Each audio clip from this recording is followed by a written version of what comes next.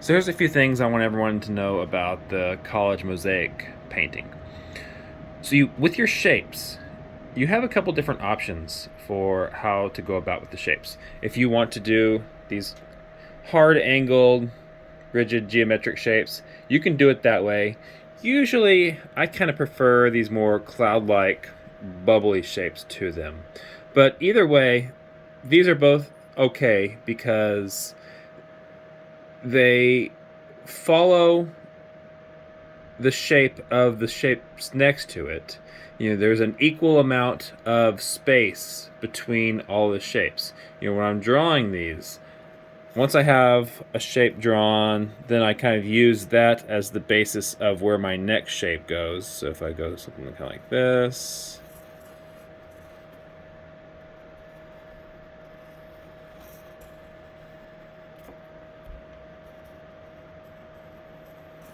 I'm using the shapes that are already there to kind of determine where that next one goes, and then just following it up with an interesting shape. But again, the important thing is that there's an even amount of space all the way around. Now, as far as size, I recommend that your shapes are about the size of a quarter. If they're any larger, then it doesn't look that interesting. If they're too small, it's going to be very difficult and time consuming to paint. So on average, I would suggest about the size of a quarter for the size of your shapes.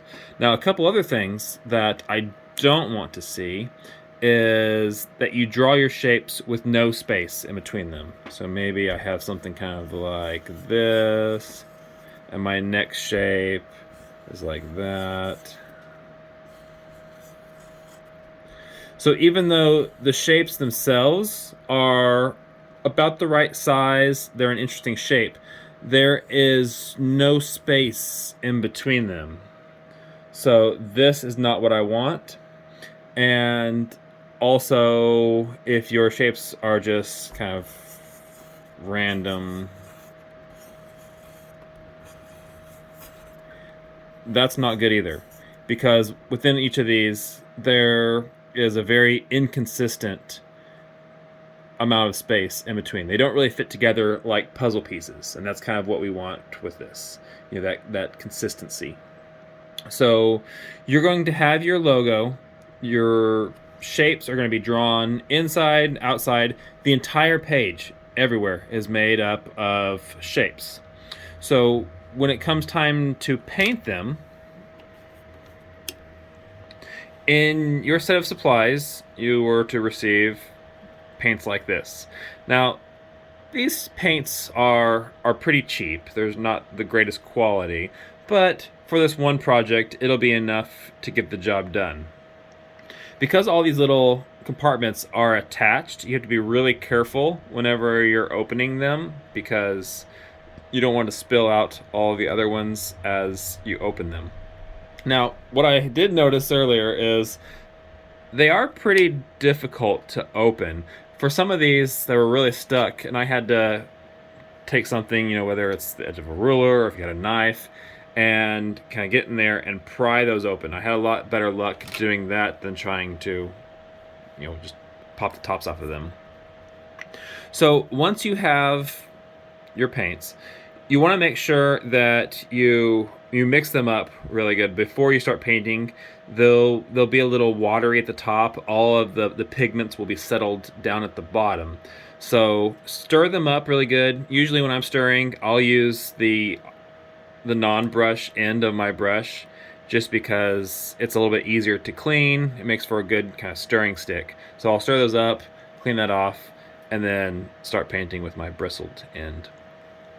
So with this, you are only painting the shapes themselves. You're not painting the space in between. That's just going to stay white. So if I start this,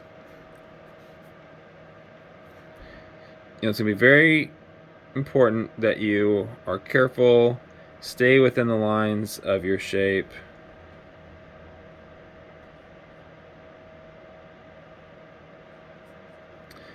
As best as you can.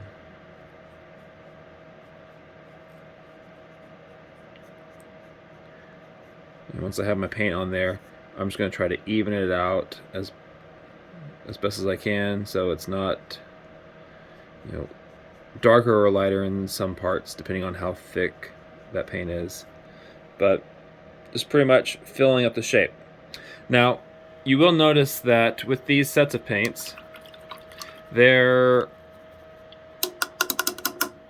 is just your basic primary colors, black, white, and green. So let's say if you had something like orange or purple, that's going to be something that you end up having to mix yourself. Orange is pretty easy to mix out of your yellow and your red, but purple is a little bit more difficult. So as you're doing this, you know, if I'm getting a little bit of my blue,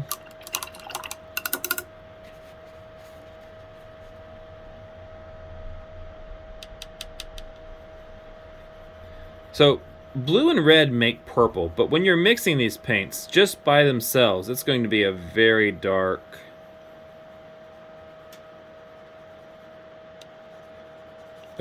shade. So you might actually want to also go in and add a little bit of white.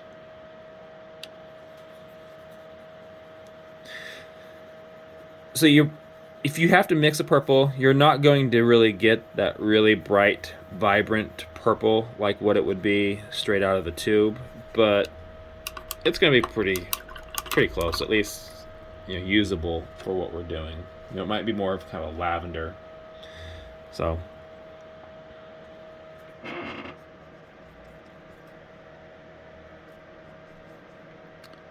it's definitely more on the blue side, but purple-ish nonetheless. And this is all under the assumption that you even need purple, which might not apply to the majority of you, but if it does, that's how I would approach that.